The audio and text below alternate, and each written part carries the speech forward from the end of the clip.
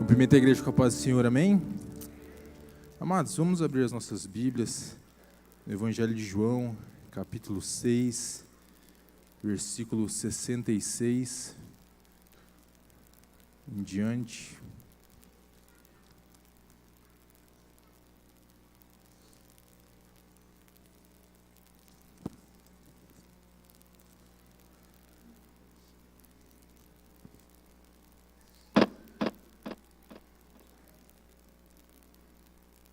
Amém, amados? O texto nos diz assim: à vista disso, muitos dos seus discípulos o abandonaram e já não andavam com ele. Então perguntou Jesus aos 12: porventura, quereis também vós outros retirar-vos? Respondeu-lhe Simão Pedro: Senhor, para quem iremos? Tu tens as palavras de vida eterna. Amém, amados? 69. E nós temos crido e conhecido que Tu és o Santo de Deus. Amém, amados? Podeis assentar. Glória a Deus, estamos felizes de estarmos na casa do Senhor mais uma vez, mais uma oportunidade que nós temos. E, amados, esse texto que nós lemos, esse versículo, é um texto muito conhecido, é um texto onde Pedro, ele faz uma afirmação em relação a Jesus, no versículo 68, ao qual nós lemos. Ele diz assim: Senhor, para quem iremos nós? Tu tens as palavras de vida eterna. E esse versículo tem sido utilizado, nós vemos canções, hinos, utilizando essa frase de Pedro, essa frase emblemática. E é interessante que o contexto de João, do capítulo 6 de João, nós vemos alguns episódios que antecedem essa fala, que antecedem esse acontecimento, em relação a esse diálogo entre Jesus, a multidão, Pedro ali presente. E nós vemos nesse texto ali, no capítulo 6 do Evangelho de João, algumas histórias muito conhecidas dos irmãos. Nós vemos ali a multiplicação dos 5 pães e 2 peixes, nós vemos ali também Jesus andando sobre as águas, e são histórias, relatos ali, que são contadas por outros evangelistas. Nós vemos Mateus capítulo 14 contando essas mesmas histórias, nós vemos Marcos capítulo 6 também relatando esses acontecimentos, nós vemos Lucas capítulo 9 relatando isso, e o capítulo 6 de João. A diferença, João ele dá sequência na história, ele chega a esse diálogo que Jesus tem juntamente com a multidão, a qual ele está exortando a multidão, diferentemente dos evangelhos sinóticos que não relatam esse fato, mas diferentemente, João ele não relata o que antecede esse acontecimento, a qual os evangelhos, tanto Mateus como Marcos como Lucas, eles relatam que antes da multiplicação dos 5 pães e 2 peixes, João Batista tinha acabado de falecer. É interessante a história de João Batista, a morte de João Batista já foi relatada aqui recentemente em algumas pregações que nós tivemos, mas João Batista ele tinha acabado de morrer, tinha sido degolado a pedido de Herodes, e Jesus ele recebe essa notícia. Os discípulos chegam até Jesus e relatam o que havia acontecido. Jesus ele diz aos discípulos assim: entrem no barco e vamos até o outro lado. E eles fazem isso.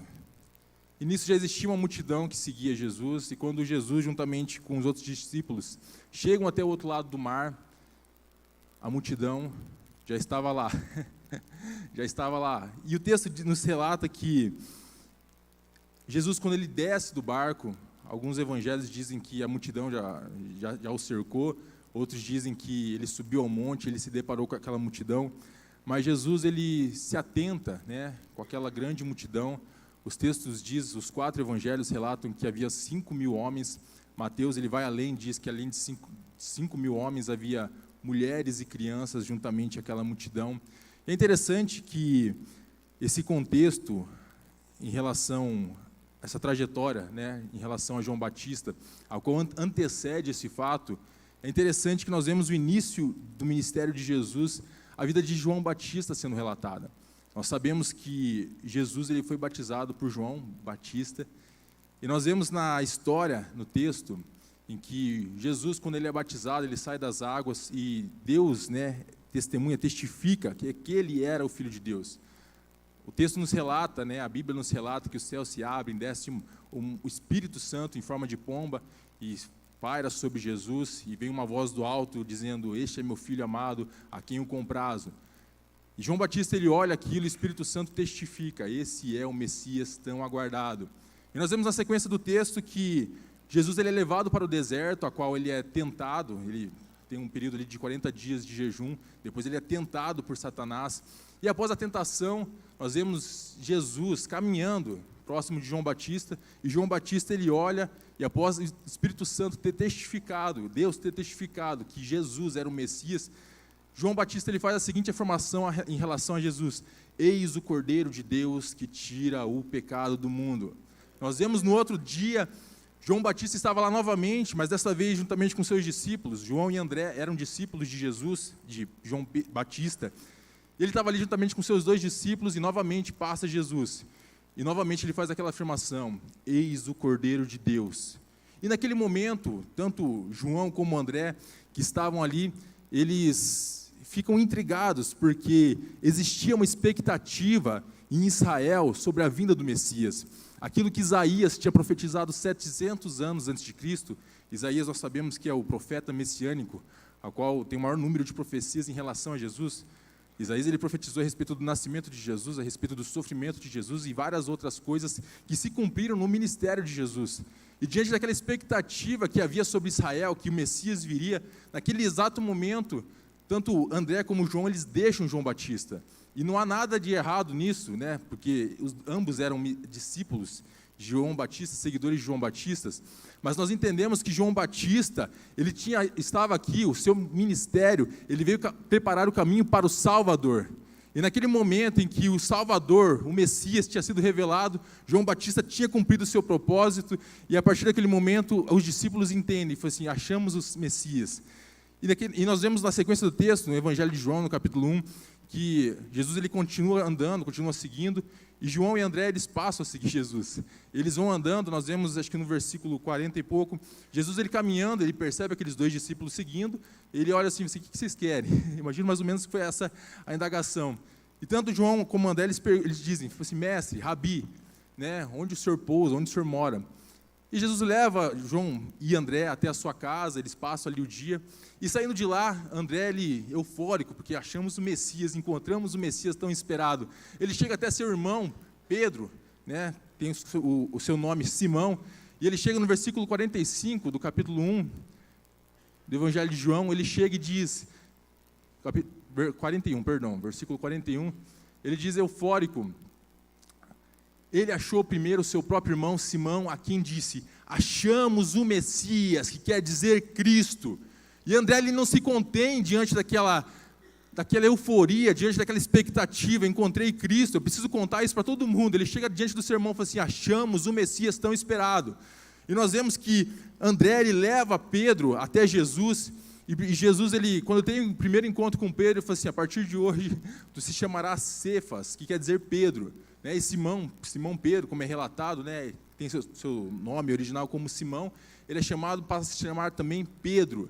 E nós vemos que, na sequência do texto, no outro dia, Jesus está caminhando, ele olha para Filipe, e ele chama Filipe: Filipe, segue-me. Depois nós vemos que Filipe chega até Natanael, no versículo 45, e ele diz assim: Filipe encontrou Natanael e disse-lhe: achamos aquele de quem Moisés escreveu na lei e a quem se referiram os profetas, Jesus o Nazareno, filho de José.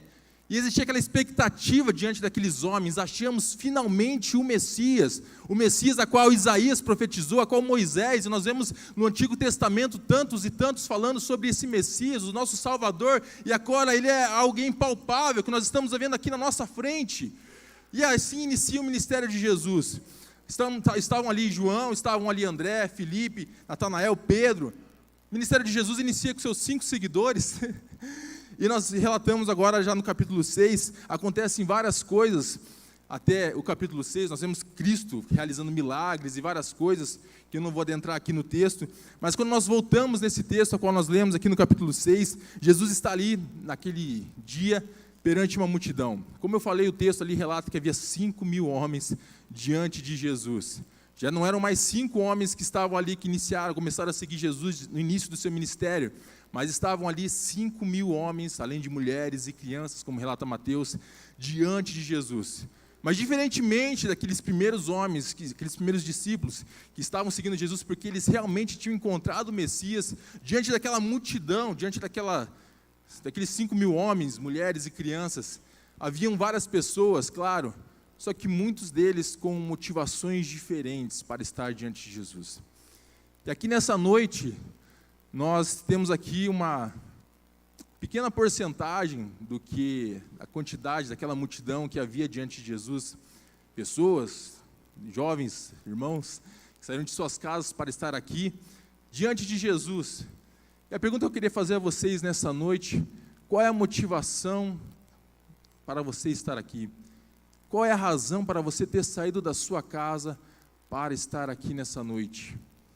E é uma pergunta que eu vou repetir ali no final da nossa ministração, mas é algo que eu gostaria que nós pensássemos. O que nos moveu até aqui, até essa igreja, nessa noite?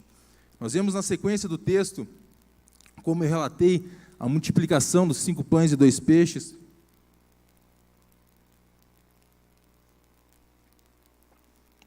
Jesus ele se depara com aquela grande multidão, e o texto diz que ele sente compaixão, mesmo ele dizendo aos seus discípulos para eles irem adiante, para eles ficarem sós, mas ele olha aquela grande multidão, ele passa a ter compaixão, ele começa a ensinar, ele começa a curar, e a história nos relata, a Bíblia nos relata que vai ficando tarde, os discípulos chegam até Jesus e falam assim: despede essa multidão, para que eles vão até o vilarejo, para comprar comida, e Jesus ele relata assim: nós vamos dar de comer para essa galera. E Filipe fala assim: nós temos 200 denários, o que a gente vai fazer com 200 denários? E nesse momento nós vemos André, apenas João relata isso. André ele chega até Jesus com um menino que tinha 5 pães e 2 peixes. E André é interessante que nós vemos a aparição de André, o ministério de André, apenas 2 vezes. Nós vemos André levando Pedro até Jesus, e nós vemos André levando aquele menino com 5 pães e 2 peixes até Jesus.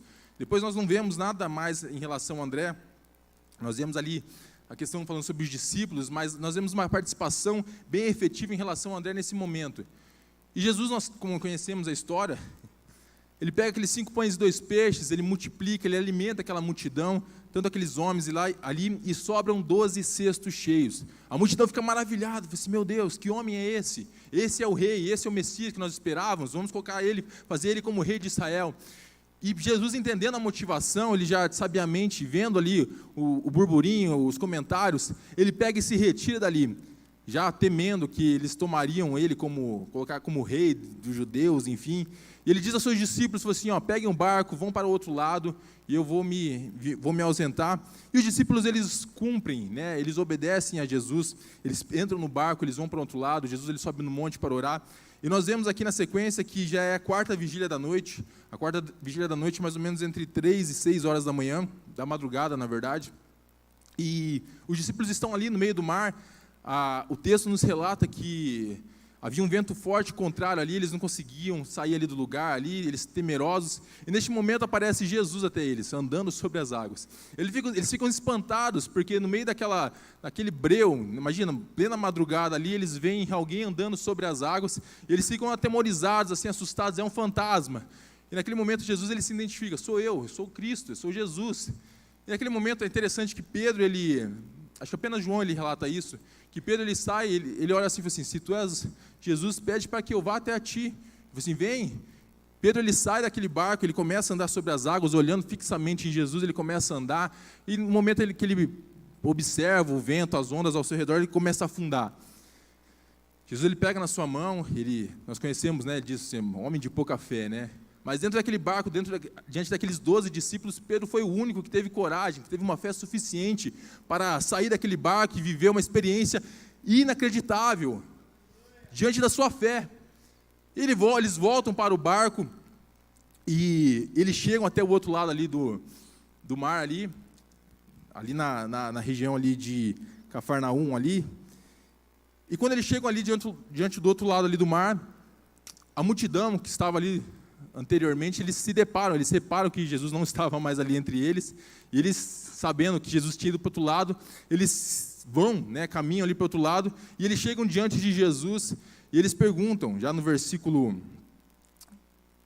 25 do capítulo 6, E tendo encontrado no outro lado do mar, lhe perguntaram: Mestre, quando chegaste aqui? E no versículo 26, respondeu-lhe Jesus: em verdade vos digo, vós me procurais não porque vistes sinais, mas porque comestes dos pães e vos fartastes. Nós vemos aqui outras explicações aqui em relação a esse texto, mas o fato é que nós entendemos que Jesus tem sim todo o poder. Nós vemos aqui no Evangelho de Lucas, capítulo 4, versículo 18 e 19, onde diz assim: o Espírito do Senhor está sobre mim, Jesus dizendo, pelo que me ungiu para evangelizar aos pobres, enviou-me para proclamar libertação aos cativos e restauração da vista aos cegos, para pôr em liberdade os oprimidos, versículo 19, e apregoar o ano aceitável do Senhor. Nós vemos aqui, entendemos que nós podemos sim buscar quando precisamos de algo, porque Jesus ele tem todo o poder. Nós, nas nossas orações intercessórias, a gente apresenta pedidos de irmãos que estão adoentados, irmãos que estão enfermos, e nós oramos aqui, ouvimos muitos testemunhos de pessoas que foram curadas através do poder da nossa oração. E nós entendemos que Cristo tem todo esse poder. Acredito que muitos aqui têm vários testemunhos de estarmos aqui na casa do Senhor, eu já tive, e pessoas orarem no momento de oração e a gente ser curado. Nós já tivemos várias experiências, isso é maravilhoso. Mas nós entendemos que muitos seguiam Jesus apenas pelo que ele podia oferecer.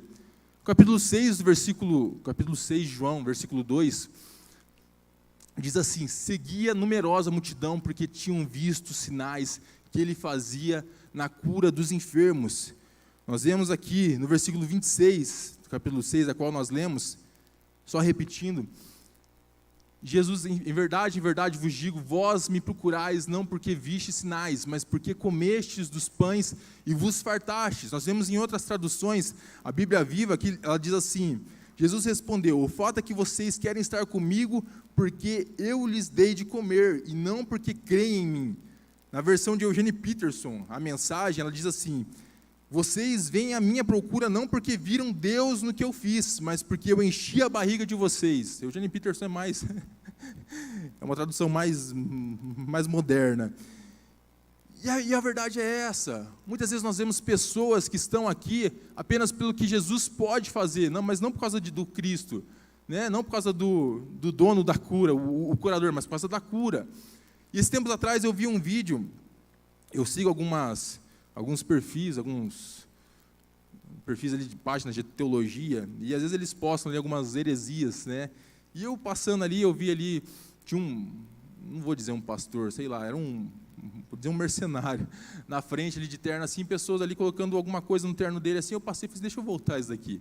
E eu vi ali, coloquei o áudio ali, eu não lembro o que eles falavam ali, e eu vi que eram pessoas ali que estavam no culto, né? Essa é uma vergonha, né? Pessoas ali levavam dinheiro ali, saíam ali vitoriosos, vamos dinheiro, não sei o que lá, não lembro quais eram as palavras. Eu fiquei pensando: gente, que absurdo, né? Como que isso pode acontecer? E daí o Espírito Santo falou assim: existe isso porque pessoas são motivadas por causa disso. Me lembro uma vez que, numa aula do IBADEP, a gente, não lembro qual era a lição, Marilu acho que vai lembrar, a gente falando, o pastor Paulo de Mello, que estava dando a aula, e a gente falando, né, sobre esse comércio no meio gospel que tem, né, pregadores, cantores cobrando um absurdo, né, fazendo apresentações, na verdade. Eu me lembro que o pastor Paulo de Mello ele falou assim: as pessoas cobram esse valor porque tem gente que paga. E é verdade, porque as pessoas acabam consumindo isso, esse entretenimento. E da mesma maneira nós vemos, né, pessoas ali se movendo ali, fazendo coisas erradas ali, porque existem pessoas que são movidas em relação a isso. Não estão ali por causa de Jesus, mas porque tipo assim, Jesus pode me deixar rico. A famosa teologia da prosperidade. E nós vemos aqui que pessoas, né, que vão de igreja em igreja, profeta em profeta, buscando bênçãos, profecias. Quantas vezes nós já não ouvimos pessoas assim: vou naquela igreja, porque aquela igreja ali tem um pastor lá que é do manto lá, ali ele revela tudo, até CPF, RG, senha do banco ali, que bênção, né? Maravilha, mas assim, nós não podemos ser motivados, movidos por causa disso. Nós vemos que nós não podemos ser movidos apenas pelo que Jesus pode fazer, mas nós precisamos entender que nós estamos aqui, né? Nós sempre ouvimos palavras, né? Aquelas palavras engajadoras, né? O melhor de Deus está por vir, o melhor de Deus está por vir na sua vida, não sei o que lá. Amados, nós precisamos entender que o melhor de Deus já veio até nós há 2000 anos atrás, e é por isso que nós estamos aqui, porque um dia nós estávamos condenados pelos nossos pecados. A palavra de Deus diz que Cristo morreu por nós mesmos, sendo nós pecadores, mas há 2000 anos atrás, Deus enviou o seu único Filho para morrer pelos nossos pecados, e esse é o melhor de Deus para as nossas vidas, irmãos. Nós podemos não ficar ricos, nós podemos talvez morrer em enfermidade, alguma coisa, mas Cristo, um dia nós encontramos Cristo, e esse é o melhor que Deus pôde nos oferecer, amados. É por isso que nós estamos aqui. Glória a Deus. Cristo é o motivo. Nós reconhecemos que nós somos pecadores e onde Cristo nos livrou. Nós podemos não ser curados, podemos não ficar ricos, mas sabemos que a graça de Deus nos basta. Paulo lhe relata em 2 Coríntios, capítulo 12, versículos 7 ao 9, e para que não me ensoberbecesse com a grandeza das revelações, foi-me posto um espinho na carne, mensageiro de Satanás, para me esbofetear, a fim de que não me exalte. Por causa disso, 3 vezes pedi ao Senhor que o afastasse de mim. Então ele me disse: a minha graça te basta, porque o poder se aperfeiçoa na fraqueza. De boa vontade, pois, mais que me gloriarei nas fraquezas, para que sobre mim repouse o poder de Cristo. Paulo, ele pediu: tire de mim esse espinho, mas Deus disse: a minha graça te basta. É esse entendimento que nós precisamos ter. Um dia nós somos alcançados a graça, a misericórdia de Deus sobre as nossas vidas, isso é o bastante para cada um de nós. Glória a Deus. E no meio daquela multidão também, amados, havia outras pessoas com motivações erradas. Nós vemos aqui que entre aquela multidão estavam também Tiago e João. Um pouco adiante, nós vemos esse texto aqui relatado no Evangelho de Mateus, capítulo 14, mas no capítulo 6 de Marcos, mas no versículo 10 adiante, pouco depois desse acontecimento, nós vemos Tiago e João, capítulo 10, versículo 35 ao 37, capítulo 10, versículo, Marcos 10, 35, 37. Então se aproximaram dele, Tiago e João, filhos de Zebedeu, dizendo-lhe: Mestre, queremos que nos conceda o que te vamos pedir. E ele lhes perguntou: o que quereis que vos faça? Responderam-lhe: permita-nos que na tua glória nos assentemos, um à tua direita e outro à tua esquerda. Nós vemos esse texto, esse relato, sendo repetido no Evangelho de Mateus, capítulo 20, versículo 20 e 21.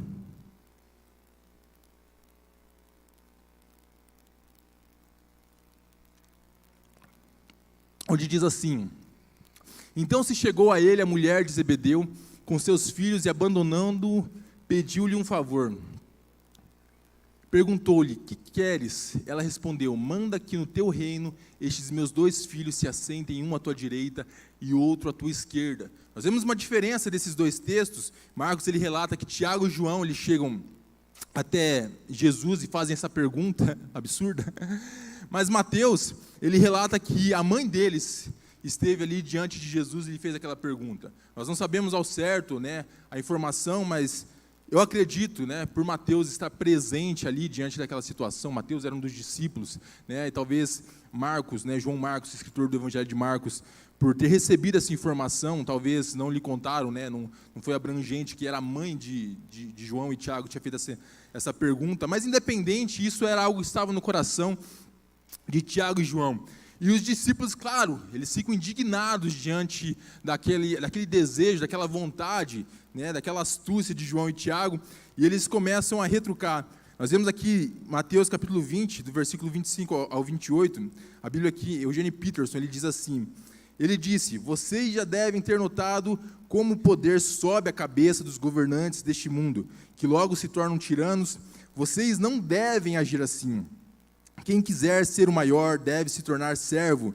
Quem quiser ser o primeiro deve se tornar escravo. É o que Filho do Homem faz. Ele veio para servir, não para ser servido, e para dar a própria vida para salvar muita gente. E é esse o objetivo. Muitas pessoas são motivadas a servir a Cristo por status. É um entendimento errado. João e Tiago, talvez eles tinham esse pensamento: vamos seguir aqui a Jesus, porque no dia que ele estiver no seu reino, a gente vai estar ali sentado à sua direita, à sua esquerda, a gente vai ter algum cargo importante, alguma coisa.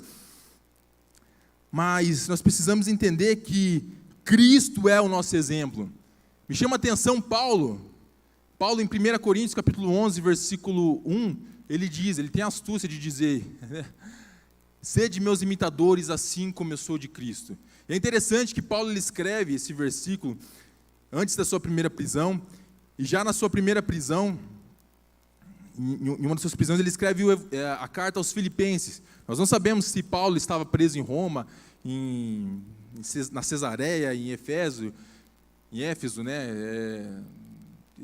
Existem vários pensamentos em relação a onde Paulo escreveu a carta aos Filipenses, mas a gente vendo, observando a carta aos Filipenses, a chamada carta da alegria ali, Paulo ele inicia sua carta no capítulo 1, é interessante que a partir do versículo 15 ele diz assim: eu estou preso aqui, e nesse momento várias pessoas, né, vendo que eu estou preso, começaram a pregar tal, mas tudo por vanglória, e a gente vê a motivação errada daqueles pregadores, aqueles que estavam dando praticamente continuidade ao ministério de Paulo. Nós vemos no versículo 21, Paulo ele dizendo, né, porque para mim viver é Cristo e morrer é lucro. Mas quando nós adentramos no capítulo 2, a partir do versículo 5, o texto nos diz: tende em vós o mesmo sentimento que houve em Cristo Jesus. Tem aí. Tende em vós o mesmo sentimento que houve também em Cristo Jesus. Pois ele, subsistindo em forma de Deus, não julgou como usurpação a ser igual a Deus. Antes a si mesmo se esvaziou, assumindo a forma de servo, tornando-se semelhante a homens e reconhecido em figura humana. A si mesmo se humilhou, tornando-se obediente até a morte, e morte de cruz. Nós vemos aqui o relato em relação à vida de Jesus. Jesus ele era Deus, ele deixa, né, ele não teve por usurpação ser igual a Deus, ter a forma de Deus, mas ele se tornou um homem. E além de se tornar um homem, não foi suficiente, ele se tornou um servo. E além de se tornar um servo, ele teve uma morte de cruz, a pior morte de toda a época ali era a morte de cruz. A gente vê ali o ministério de Jesus, o exemplo de Jesus sendo demonstrado. E é interessante que no capítulo 3 de Filipenses, Paulo, a partir do versículo 5, ele tem ali, ele diz assim: circuncidado ao 8º dia, da linhagem de Israel, da tribo de Benjamim, hebreu de hebreus, quanto à lei fariseu, quanto ao zelo perseguidor da igreja, quanto à justiça que há na lei irrepreensível, mas o que para mim era lucro, isto considerei perda por causa de Cristo. Sim, deveras considero tudo como perda, por causa da sublimidade do conhecimento de Cristo Jesus, meu Senhor, por amor do qual perdi todas as coisas e as considero como refúgio para ganhar a Cristo. E nós vemos o ministério, Paulo, quem que era Paulo? Paulo, criado aos pés de Gamaliel, Paulo ele tinha tudo para ter um ministério, para dar sequência, para ser, né, a alta patente ali entre os fariseus. Nós vemos ali o currículo dele sendo demonstrado, né, da tribo de Benjamim, fariseu, zeloso, enfim, circuncidado no 8º dia e tal. Mas ele fala assim: cara, para mim nada disso interessa mais, porque eu encontrei a Cristo, e isso para mim faz sentido. E adiante dessas informações que a gente vê em Filipenses 2, Filipenses 3, que Paulo diz assim: sede meus imitadores, assim como eu sou de Cristo. Porque ele tem esse entendimento, os status, a fama, a glória, nada disso faz sentido, porque agora eu encontrei a Cristo. Jesus ele deixa a sua glória de lado. Paulo ele deixa todo o seu status de lado. Mas nós às vezes queremos ser reconhecidos, queremos ser alguma coisa em nosso meio. E nós vamos na contramão de tudo aquilo que nós aprendemos, de tudo aquilo que nós vimos em relação a Jesus. Eu acho interessante, tem o testemunho de um cantor, Rodolfo Abrantes. Eu não sei como ele está agora, mas eu lembro quando eu assisti o testemunho dele. Ele fazia parte de uma banda, e a banda estava no auge, não lembro o nome da banda, enfim, mas estava no auge ali, estavam gravando um CD, e ele tem um encontro com Jesus ele até relata, né, através das irmãs ali do círculo de oração, que iam na casa dele ali orar ali com a esposa dele. Um dia ele estava ali, enfim, Deus falou com ele, acabou aceitando Jesus. E ele vem para a igreja, ele deixa, né, a banda, deixa tudo ali, o pessoal ficou bravo com ele, acho que está até hoje bravo com ele aí. E ele vem para a igreja, ele conta assim, fala assim, cara, eu não entendo, deixei ali, fui para a parte simples ali, e eu vejo um monte de gente na igreja ali, buscando fama, buscando ser reconhecido. Eu falei assim, cara, eu estava ali, mas nada disso faz sentido, eu já encontrei a Cristo, isso para mim faz sentido. E é interessante que a gente vê uma conversão genuína de alguém. Enquanto nós estamos aqui na casa de Deus, observando, sendo ministrado dia após dia em relação à vida de Jesus, mas nós não entendemos o que Jesus quer de nós. E muitas vezes a gente tem buscado isso, temos sido motivados a buscar status e outras coisas. E nada contra, né? Às vezes eu falo questão ali do ministério, mas a minha implicância, na verdade, é em relação à obsessão que muitas pessoas têm em relação a algo. Nós entendemos que 1 Timóteo, capítulo 3, versículo 1, Paulo ele escreve a Timóteo, né, diz assim, fiel é a palavra, se alguém aspira ao episcopado, ao ministério, excelente obra almeja. A palavra aspira, ele deseja, isso é muito bom, né, as pessoas desejarem servir, estar ali envolvidos, isso é muito bom. Mas existe uma diferença entre desejar e ter uma obsessão. A palavra obsessão é procuração, preocupação exagerada com alguma coisa, apego excessivo a uma mesma ideia. E essa é a ideia. Às vezes a gente vê pessoas obcecadas, não, eu preciso ser assim, eu preciso ser ordenado, eu preciso ser consagrado, o pastor tem que me ver ali, né, existe até uma frase ali que quem não é visto não é lembrado. Irmãos, essa frase funciona ali no meio corporativo, né, que você precisa ser visto, mas aqui não, amados, aqui quem conhece o seu coração é Deus, você não precisa mostrar o seu potencial para as pessoas, Deus conhece o seu coração e Deus tem um chamado para a sua vida, e o único que pode impedir isso é você mesmo. E não precisamos ter essa busca por títulos, irmãos. Títulos, cargos. Irmãos, quem precisa de título é o Corinthians, irmão. O Santos, Internacional. A gente não precisa de título não para fazer as coisas para Deus. Nós precisamos entender que é interessante que Leonard Ravenhill, em seu livro, Porque Tarda o Pleno Avivamento, ele diz assim, no dia de Pentecostes, o fogo do Espírito Santo que desceu sobre aquele grupo incendiou o coração de cada um deles. E a igreja teve início ali, com aqueles homens agonizando. Os membros fundadores eram indivíduos de grande fervor e nenhum título. Hoje temos muitos títulos, mas nenhum fervor. Ah, irmãos, nossa maior necessidade agora é de homens com coração abrasado. E Leonard Ravenhill, ele cita o início da igreja, a igreja primitiva. A gente vê que a igreja avançava, a igreja prosseguia, e diante das perseguições, diante de Roma, né, o Coliseu ali, enfim, várias coisas que aconteciam, cristãos sendo mortos, a igreja avançava, a igreja crescia, o nome de Jesus era proclamado, o nome de Jesus era glorificado, e pessoas eram alcançadas, pessoas eram curadas, pessoas eram libertas, e as pessoas não tinham títulos nenhum. E hoje nós vemos pessoas ali, todas engomadas ali, cheias de títulos ali, mas uma frieza espiritual em seu coração. Atos capítulo 17, versículo 6, ele relata, porém não se encontrando, arrastaram Jason e alguns irmãos perante as autoridades, clamando, estes que têm transtornado o mundo chegaram também aqui. Os primeiros cristãos, a igreja primitiva, os primeiros cristãos, eles transformaram comunidades, transformaram cidades, e o evangelho foi proclamado, sem título, às vezes não eram analfabetos, mas o evangelho era pregado. E é isso que nós precisamos, não precisamos de títulos, mas nós precisamos ter um coração queimando por Jesus, e é isso que Deus quer de nós. O nosso coração queimando, sedentos. Eu preciso falar de Jesus. Assim como André, quando ele encontrou o Messias, falou assim, eu não posso guardar isso para mim. Pedro, nós achamos o Messias. E é isso que nós precisamos. Proclamar e compartilhar esse evangelho, esse Cristo tão maravilhoso que nós encontramos. Mas eu lembro uma vez, nós tivemos, o horário está avançando, meu Deus. Nós tivemos aqui no ano de 2017, o coral de crianças, o Atoto, e eu lembro que aquilo causou uma grande euforia em toda a igreja aqui participando, obrigado Beto, em toda a igreja participando ali e tal, e alguns jovens ali com desejo ali, falaram assim, nossa, vamos para Uganda, vamos para Uganda, vamos para Uganda. Enfim, era muito caro ir para Uganda. Sem condições. E aqueles jovens, aquele grupo de jovens iniciou um trabalho na cidade, alcançando jovens, alcançando adolescentes, alcançando crianças, e centenas de pessoas foram alcançadas através daquele trabalho, através do coração queimando daqueles jovens. E não tinha título nenhum, não tinha pastor, não tinha nada, mas tinham jovens com o coração inflamado por Cristo, com desejo de fazer a diferença. E isso é maravilhoso. Glória a Deus. E a sede de poder e status, ela tem motivado muitas pessoas, infelizmente. Eu vou correr aqui, irmãos, que o horário aqui. Algumas pessoas, elas são movidas por alguma função que terá no culto, louvor. Infelizmente, existem muitas pessoas assim. Pessoas ficam bravas, às vezes, por não ter uma participação no culto. Eu me lembro da Heloísa, quando ela tinha... Heloísa amanhã faz 4 anos, mas quando ela tinha 2 anos...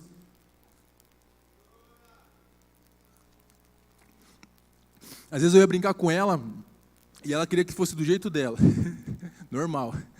Eu ia brincar com alguma coisa, ela falou assim, não, papai, eu quero desse jeito. Eu falei assim, não, filho, vamos brincar assim.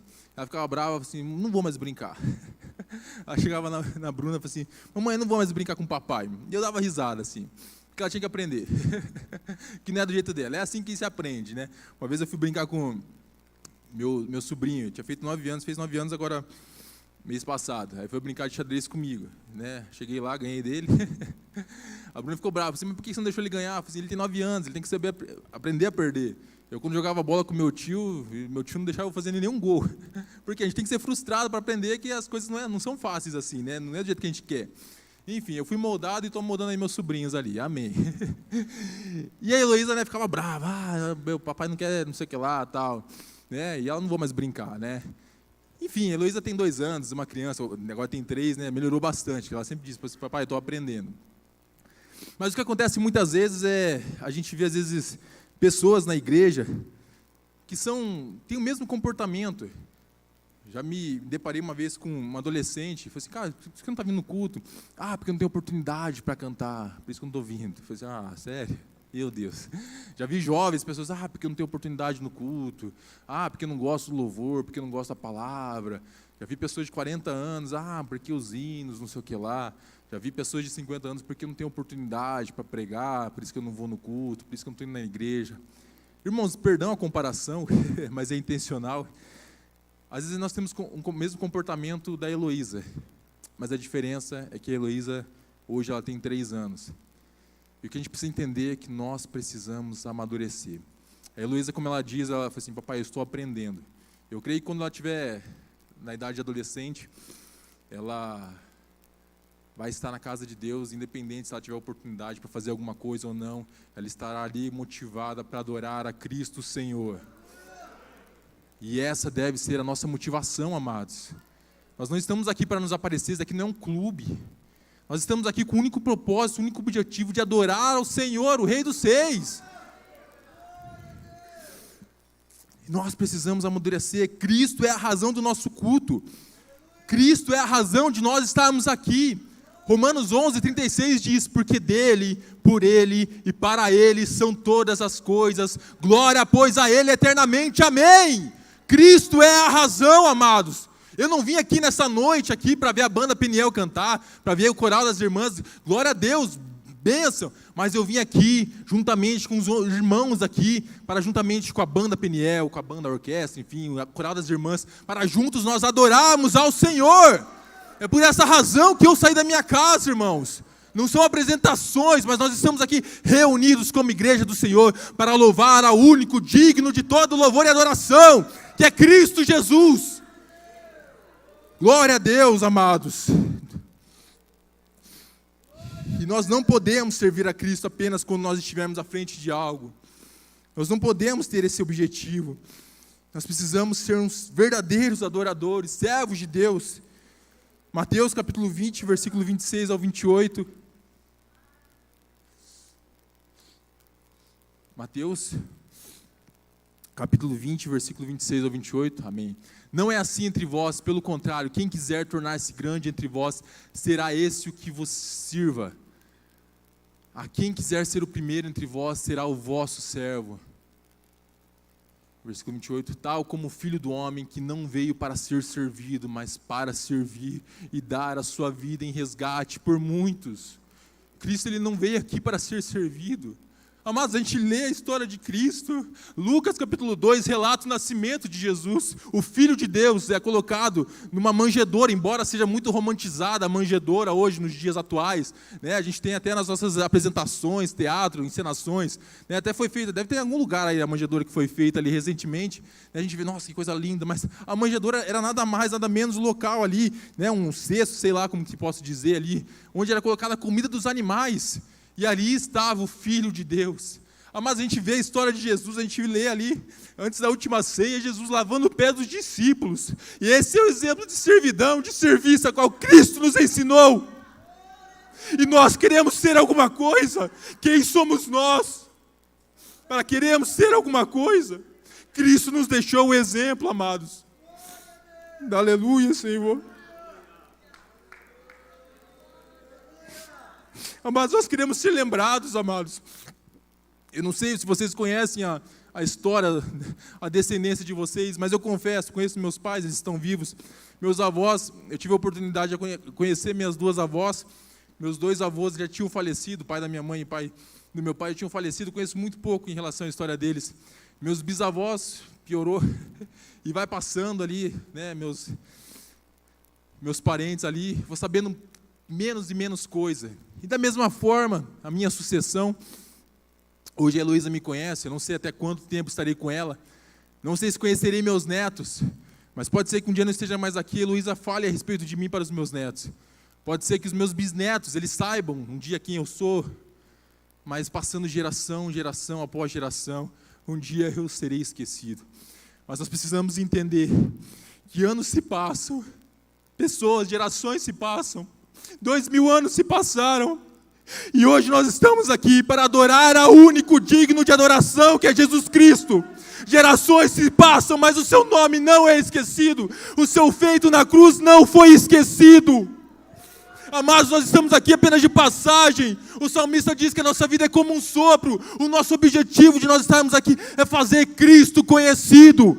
Se vários homens são conhecidos hoje, nós vemos Billy Graham, John Wesley, que eu amo demais a história deles, mas hoje eles são conhecidos porque eles fizeram Cristo conhecido. Eles não tinham como objetivo se tornar relevantes diante da sua comunidade, diante da sua geração, mas o desejo que clamava, que inflava em seus corações era que Cristo fosse conhecido, que pessoas fossem alcançadas.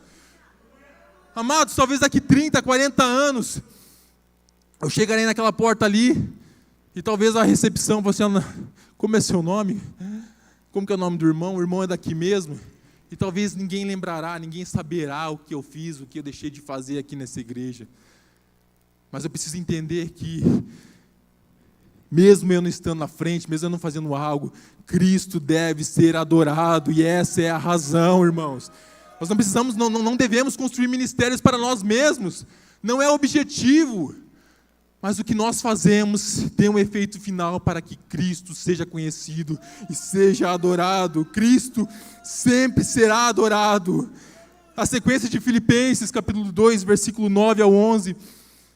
Pelo que também Deus o exaltou, sobremaneira Ele deu o nome que está acima de todo nome, para que ao nome de Jesus se dobre todo joelho nos céus, na terra e debaixo da terra, e toda língua confesse que Jesus Cristo é o Senhor, para a glória de Deus Pai.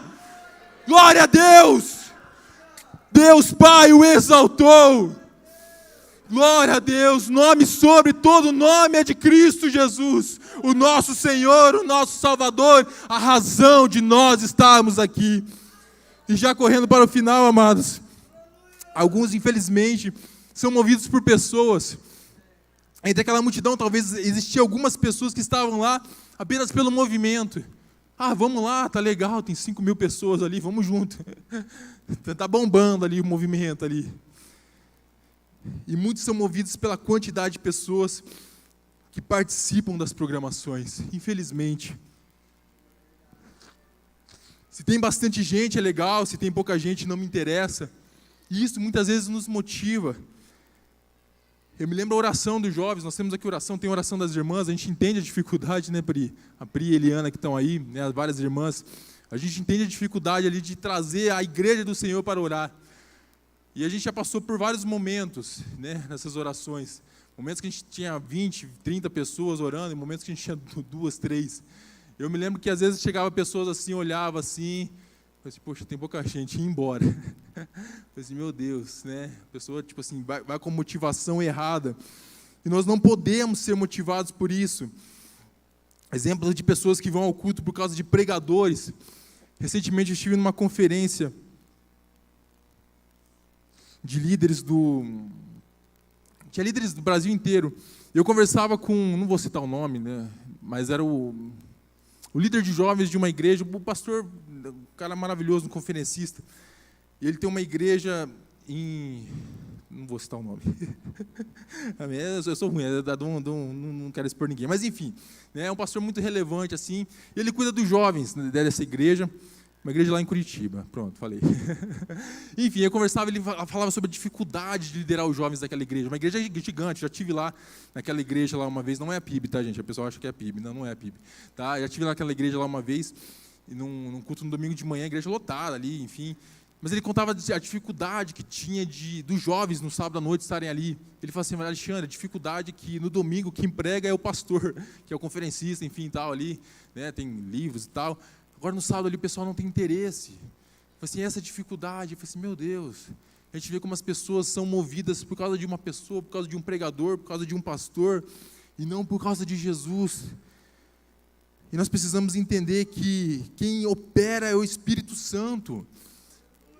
Amados, Atos capítulo 3, Pedro e João tinha acabado de fazer, Pedro tinha acabado de, Atos 2, né, pregado ali, 3.000 almas se converterem, enfim. No capítulo 3, né, um texto conhecido, ele vai lá, Pedro e João estão indo até o templo para orar, e eles chegam ali, tinha um coxo desde nascença ali, na porta ali do templo ali, ele fala assim, em nome de Jesus Nazareno, levantei ano, enfim, tal, a gente já conhece a história, e aquilo causa um alvoroço, porque aquele coxo estava ali desde de nascença, né, e as pessoas falam assim, cara, ele está andando, ele está pulando, gente, o que aconteceu? Eles começam a chegar diante de Pedro e de João, falam assim, cara, o que vocês fizeram? Vocês são um Superman, e Pedro, ele fala aqui, no capítulo 3, versículo 12 de Atos, ele diz assim, à vista disso, Pedro se dirigiu ao povo dizendo, israelitas, por que vos maravilhais disso, ou porque fitais os olhos em nós, como se pelo nosso próprio poder ou piedade o tivéssemos feito andar?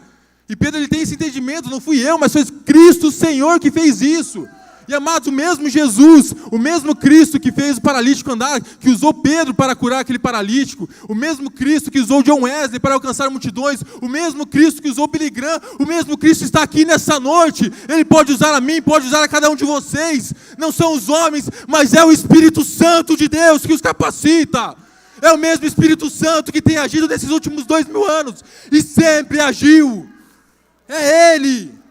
Não são homens, nós somos apenas instrumentos usados por Deus. E muitas vezes nós focamos em pessoas para participar ou deixar de participar. Irmão, não podemos ser movidos por pessoas. Precisamos ser movidos por Cristo. Não importa se tem bastante gente, se meus amigos vão ou não. O importa é que Cristo está lá. E essa deve ser a sua motivação. Não interessa quem que vai cantar, mas Cristo está lá. Não interessa quem vai pregar, mas Cristo está lá.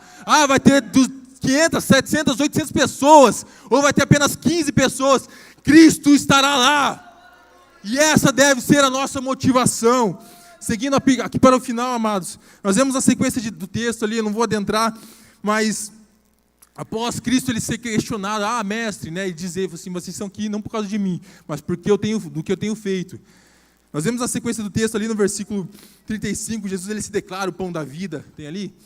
Jesus ele se declara o pão da vida, declarou-lhes, pois Jesus, eu sou o pão da vida, e quem vem a mim jamais terá fome, e o que crê em mim jamais terá sede. Nós vemos ali no versículo 47, em verdade vos digo que quem crê em mim tem a vida eterna. E Jesus ele começa a ensinar aquela multidão, ele começa a dizer que ele é o pão da vida, que ele é o Cristo. E no versículo 60, as pessoas murmuravam já diante de Jesus. Versículo 60 diz assim, muitos dos seus discípulos, tendo ouvido tais palavras, disseram, duro é este discurso, quem o pode ouvir? E a partir daquele momento, muitos se retiram. E muitos começam a deixar aquela grande multidão ali, começam a ouvir aquelas palavras de Jesus, e falam assim, cara, eu tinha vindo aqui apenas pela comida, eu tinha vindo aqui, imagina, Jesus no dia anterior tinha feito um milagre, multiplicado 5 pães e 2 peixes, e no dia seguinte, falou assim, Jesus vai fazer de novo. O pessoal já estava pensando assim, vou me encostar aqui, poxa, ele cura, né, se eu tiver uma gripe aqui, Jesus vai curar, se eu tiver fome, ele vai dar de comer, ele ainda ensina, né? Poxa, mas Jesus fala assim, vocês não estão aqui por causa de mim, mas por causa do que eu posso fazer. E nós vemos aqui na sequência, que nós precisamos entender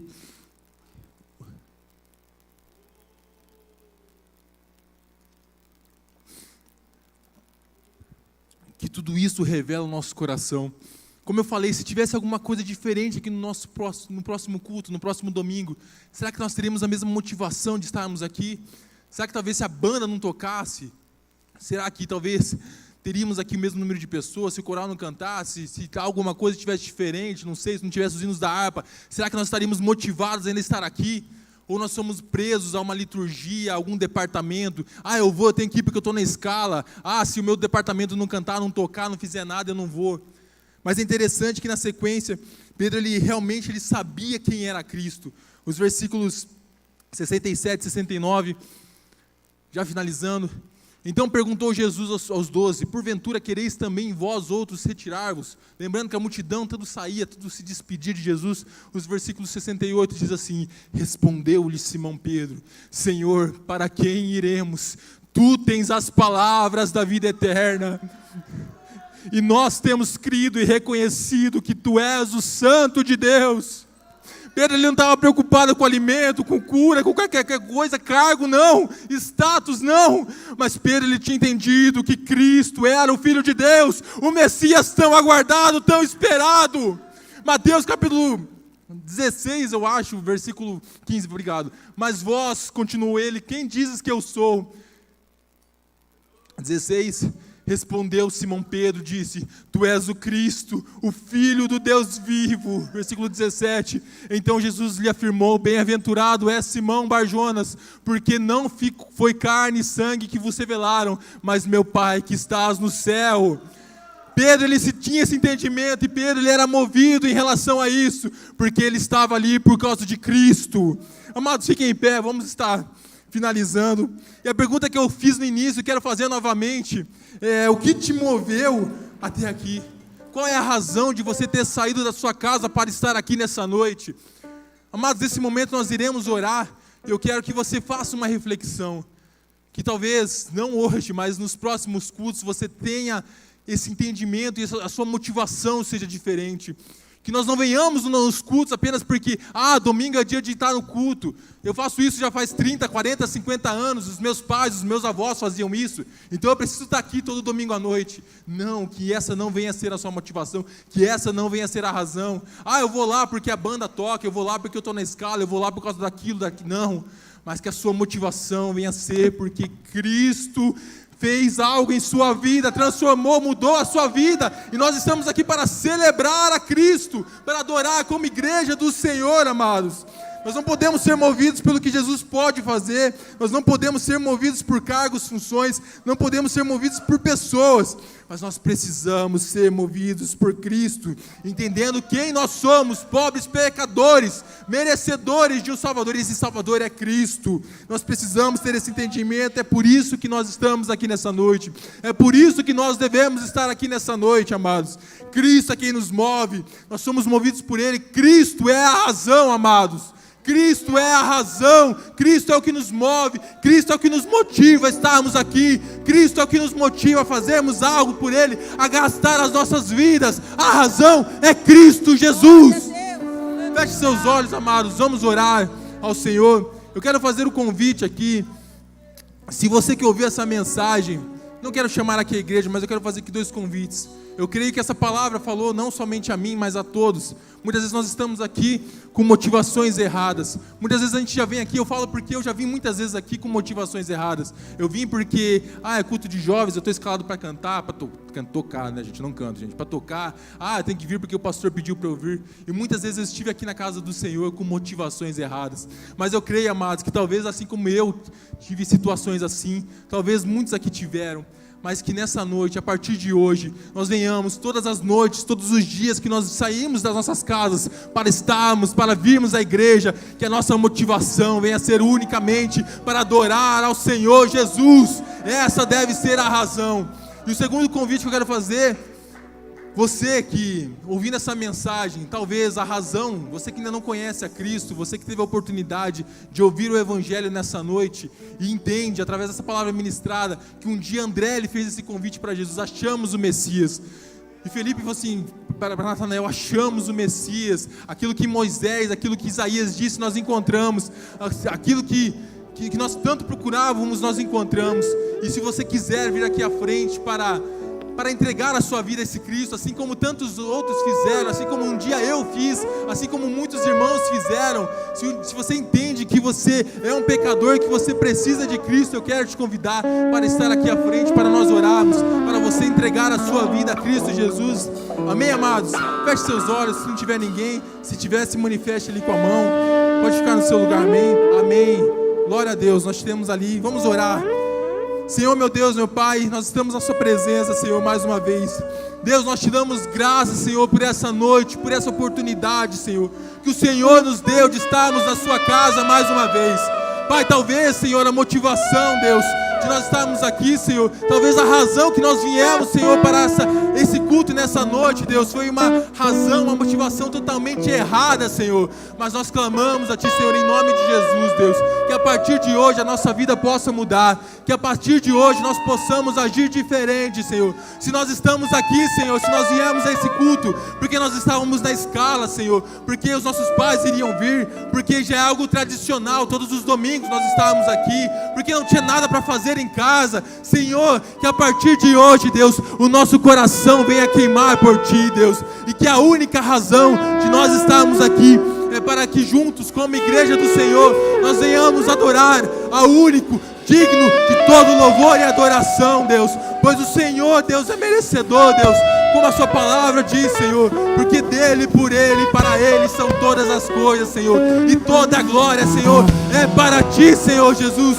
Tudo que nós fazemos, Senhor, Deus, não são apresentações, Deus, mas a razão, Deus, o motivo, Senhor, de nós pregarmos, de nós cantarmos, Deus, é para que o Seu nome venha a ser exaltado, é para que o Seu nome venha a ser conhecido, é para que o Seu nome venha a ser glorificado. O Senhor é a razão, Deus. Nós clamamos a Ti, Senhor, nos perdoe, Deus, se muitas vezes, Senhor, nós buscamos coisas erradas, se muitas vezes, Senhor, nós buscamos cargos, Senhor, porque buscamos status, buscamos glória, Senhor, nos perdoe, Senhor, pois nós entendemos, Senhor, que toda a glória, Senhor, é para Ti, Senhor.